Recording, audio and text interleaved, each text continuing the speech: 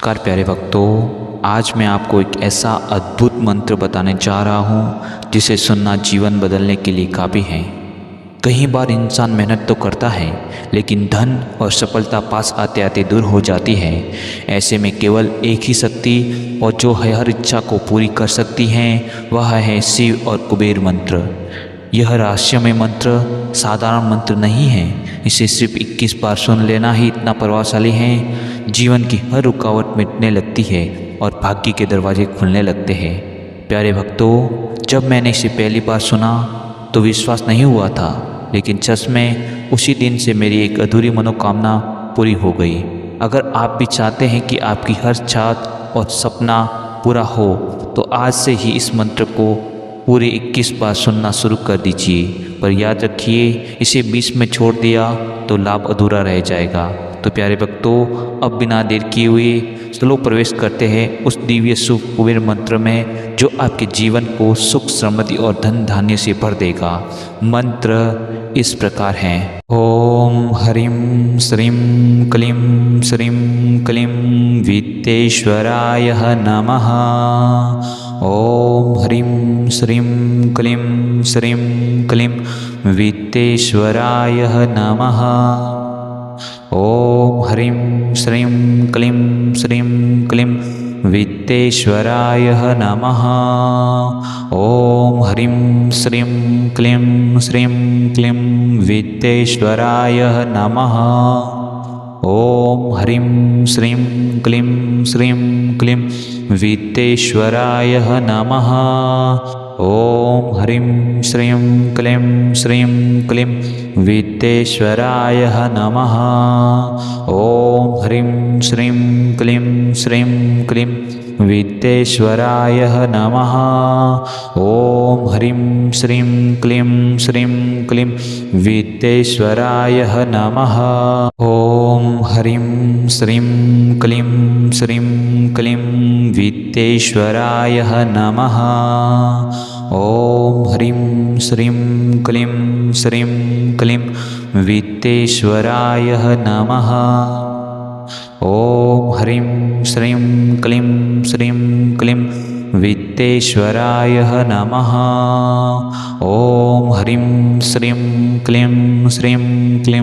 वित्तेश्वराय नमः।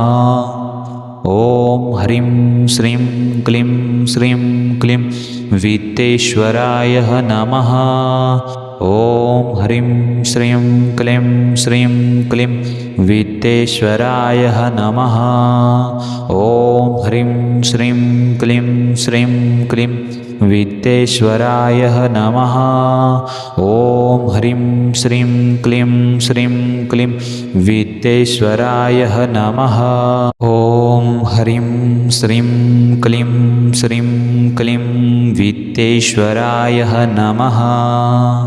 ओम ह्रीं श्रीं क्लीं श्रीं क्लीं वित्तेश्वराय नमः। ओम ह्रीं श्रीं क्लीं श्रीं क्लीं वित्तेश्वराय नमः। ओम ह्रीं श्रीं क्लीं श्रीं क्लीं वित्तेश्वराय नमः। ओम ह्रीं श्रीं क्लीं श्रीं क्लीं वित्तेश्वराय नमः। ओम ह्रीं श्रीं क्लीं श्रीं क्लीं वित्तेश्वराय नमः। ओम ह्रीं श्रीं क्लीं श्रीं क्लीं वित्तेश्वराय नमः। ओम ह्रीं श्रीं क्लीं श्रीं क्लीं वित्तेश्वराय नमः। ओम ह्रीं श्रीं क्लीं श्रीं क्लीं वित्तेश्वराय नमः। ओम ह्रीं श्रीं क्लीं श्रीं क्लीं वित्तेश्वराय नमः। ओम ह्रीं श्रीं क्लीं श्रीं क्लीं वित्तेश्वराय नमः। ओम ह्रीं श्रीं क्लीं श्रीं क्लीं वित्तेश्वराय नमः। ओम ह्रीं श्रीं क्लीं श्रीं क्लीं वित्तेश्वराय नमः। ओम ह्रीं श्रीं क्लीं श्रीं क्लीं वित्तेश्वराय नमः। ॐ ह्रीं श्रीं क्लीं श्रीं क्लीं वित्तेश्वराय नमः। ॐ ह्रीं श्रीं क्लीं श्रीं क्लीं वित्तेश्वराय नमः। ॐ ह्रीं श्रीं क्लीं श्रीं क्लीं वित्तेश्वराय नमः। ॐ ह्रीं श्रीं क्लीं श्रीं क्लीं वित्तेश्वराय नमः। ॐ ह्रीं श्रीं क्लीं श्रीं क्लीं वित्तेश्वराय नमः। ॐ ह्रीं श्रीं क्लीं श्रीं क्लीं वित्तेश्वराय नमः। ॐ ह्रीं श्रीं क्लीं श्रीं क्लीं वित्तेश्वराय नमः। ॐ ह्रीं श्रीं क्लीं श्रीं क्लीं वित्तेश्वराय नमः। ॐ ह्रीं श्रीं क्लीं श्रीं क्लीं वित्तेश्वराय नमः। ॐ ह्रीं श्रीं क्लीं श्रीं क्लीं वित्तेश्वराय नमः। ॐ ह्रीं श्रीं क्लीं श्रीं क्लीं वित्तेश्वराय नमः। ॐ ह्रीं श्रीं क्लीं श्रीं क्लीं वित्तेश्वराय नमः। ॐ ह्रीं श्रीं क्लीं श्रीं क्लीं वित्तेश्वराय नमः। ॐ ह्रीं श्रीं क्लीं श्रीं क्लीं वित्तेश्वराय नमः। ॐ ह्रीं श्रीं क्लीं श्रीं क्लीं वित्तेश्वराय नमः। ॐ ह्रीं श्रीं क्लीं श्रीं क्लीं वित्तेश्वराय नमः। ॐ ह्रीं श्रीं क्लीं श्रीं क्लीं वित्तेश्वराय नमः। ॐ ह्रीं श्रीं क्लीं श्रीं क्लीं वित्तेश्वराय नमः। ॐ ह्रीं श्रीं क्लीं श्रीं क्लीं वित्तेश्वराय नमः। ॐ ह्रीं श्रीं क्लीं श्रीं क्लीं वित्तेश्वराय नमः। ॐ ह्रीं श्रीं क्लीं श्रीं क्लीं वित्तेश्वराय नमः। ॐ ह्रीं श्रीं क्लीं श्रीं क्लीं वित्तेश्वराय नमः।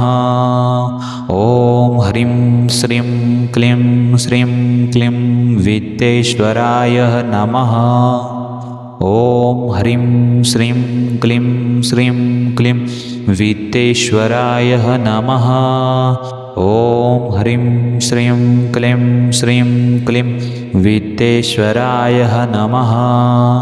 ॐ ह्रीं श्रीं क्लीं श्रीं क्लीं वित्तेश्वराय नमः। ॐ ह्रीं श्रीं क्लीं श्रीं क्लीं वित्तेश्वराय नमः। ॐ ह्रीं श्रीं क्लीं श्रीं क्लीं वित्तेश्वराय नमः।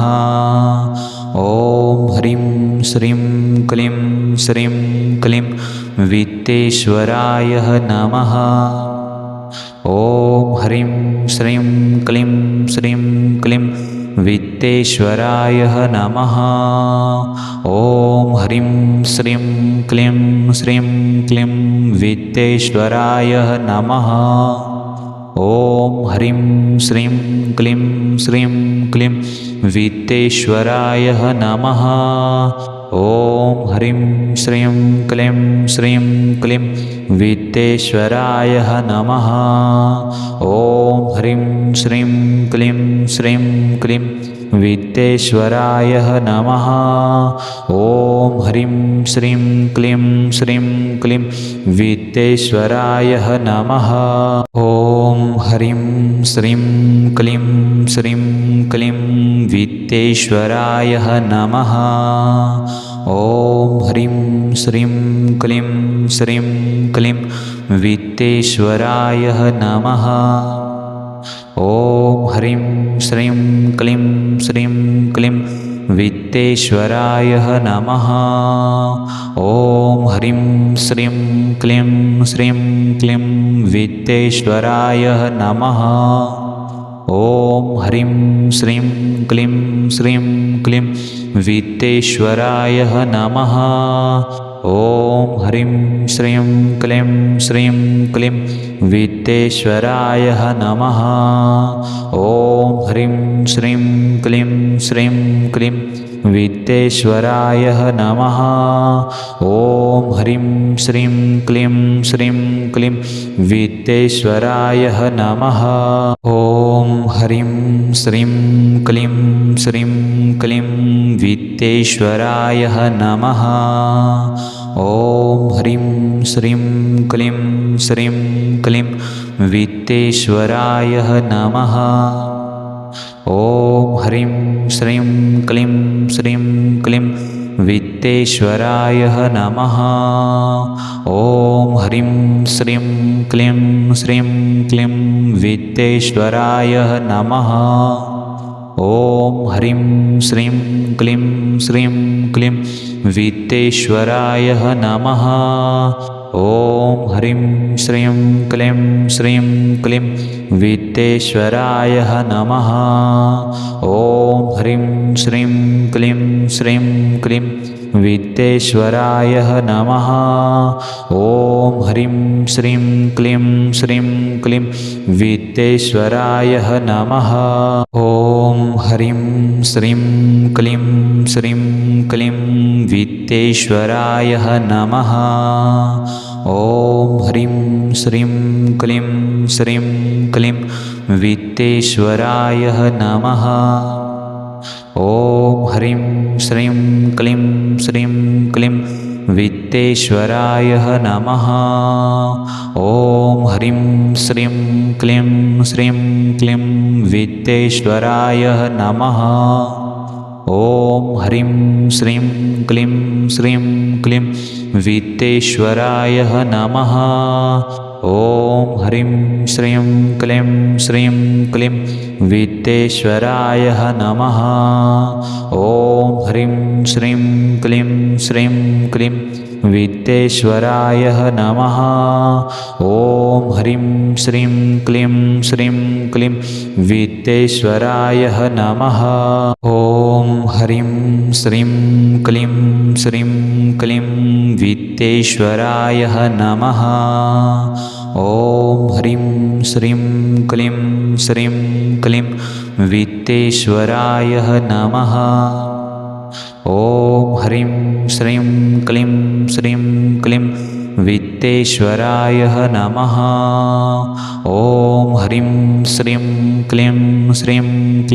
वित्तेश्वराय नमः। ॐ ह्रीं श्रीं क्लीं श्रीं क्लीं वित्तेश्वराय नमः। ॐ ह्रीं श्रीं क्लीं श्रीं क्लीं वित्तेश्वराय नमः। ॐ ह्रीं श्रीं क्लीं श्रीं क्लीं वित्तेश्वराय नमः। ॐ ह्रीं श्रीं क्लीं श्रीं क्लीं वित्तेश्वराय नमः। ॐ ह्रीं श्रीं क्लीं श्रीं क्लीं वित्तेश्वराय नमः। ॐ ह्रीं श्रीं क्लीं श्रीं क्लीं वित्तेश्वराय नमः। ॐ ह्रीं श्रीं क्लीं श्रीं क्लीं वित्तेश्वराय नमः। ॐ ह्रीं श्रीं क्लीं श्रीं क्लीं वित्तेश्वराय नमः। ॐ ह्रीं श्रीं क्लीं श्रीं क्लीं वित्तेश्वराय नमः। ॐ ह्रीं श्रीं क्लीं श्रीं क्लीं वित्तेश्वराय नमः। ॐ ह्रीं श्रीं क्लीं श्रीं क्लीं वित्तेश्वराय नमः। ॐ ह्रीं श्रीं क्लीं श्रीं क्लीं वित्तेश्वराय नमः। ॐ ह्रीं श्रीं क्लीं श्रीं क्लीं वित्तेश्वराय नमः। ॐ ह्रीं श्रीं क्लीं श्रीं क्लीं वित्तेश्वराय नमः। ॐ ह्रीं श्रीं क्लीं श्रीं क्लीं वित्तेश्वराय नमः। ॐ ह्रीं श्रीं क्लीं श्रीं क्लीं वित्तेश्वराय नमः। ॐ ह्रीं श्रीं क्लीं श्रीं क्लीं वित्तेश्वराय नमः। ॐ ह्रीं श्रीं क्लीं श्रीं क्लीं वित्तेश्वराय नमः। ॐ ह्रीं श्रीं क्लीं श्रीं क्लीं वित्तेश्वराय नमः। ॐ ह्रीं श्रीं क्लीं श्रीं क्लीं वित्तेश्वराय नमः। ॐ ह्रीं श्रीं क्लीं श्रीं क्लीं वित्तेश्वराय नमः। ॐ ह्रीं श्रीं क्लीं श्रीं क्लीं वित्तेश्वराय नमः। ॐ ह्रीं श्रीं क्लीं श्रीं क्लीं वित्तेश्वराय नमः। ॐ ह्रीं श्रीं क्लीं श्रीं क्लीं वित्तेश्वराय नमः। ॐ ह्रीं श्रीं क्लीं श्रीं क्लीं वित्तेश्वराय नमः। ॐ ह्रीं श्रीं क्लीं श्रीं क्लीं वित्तेश्वराय नमः। ॐ ह्रीं श्रीं क्लीं श्रीं क्लीं वित्तेश्वराय नमः। ॐ ह्रीं श्रीं क्लीं श्रीं क्लीं वित्तेश्वराय नमः। ॐ ह्रीं श्रीं क्लीं श्रीं क्लीं वित्तेश्वराय नमः। ॐ ह्रीं श्रीं क्लीं श्रीं क्लीं वित्तेश्वराय नमः।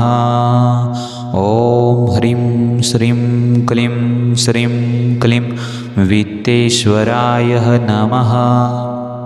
ॐ ह्रीं श्रीं क्लीं श्रीं क्लीं वित्तेश्वराय नमः। ॐ ह्रीं श्रीं क्लीं श्रीं क्लीं वित्तेश्वराय नमः।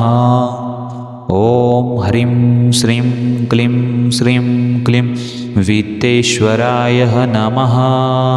ॐ ह्रीं श्रीं क्लीं श्रीं क्लीं वित्तेश्वराय नमः। ॐ ह्रीं श्रीं क्लीं श्रीं क्लीं वित्तेश्वराय नमः। ॐ ह्रीं श्रीं क्लीं श्रीं क्लीं वित्तेश्वराय नमः। ॐ ह्रीं श्रीं क्लीं श्रीं क्लीं वित्तेश्वराय नमः। ॐ ह्रीं श्रीं क्लीं श्रीं क्लीं वित्तेश्वराय नमः। ॐ ह्रीं श्रीं क्लीं श्रीं क्लीं वित्तेश्वराय नमः। ॐ ह्रीं श्रीं क्लीं श्रीं क्लीं वित्तेश्वराय नमः। ॐ ह्रीं श्रीं क्लीं श्रीं क्लीं वित्तेश्वराय नमः।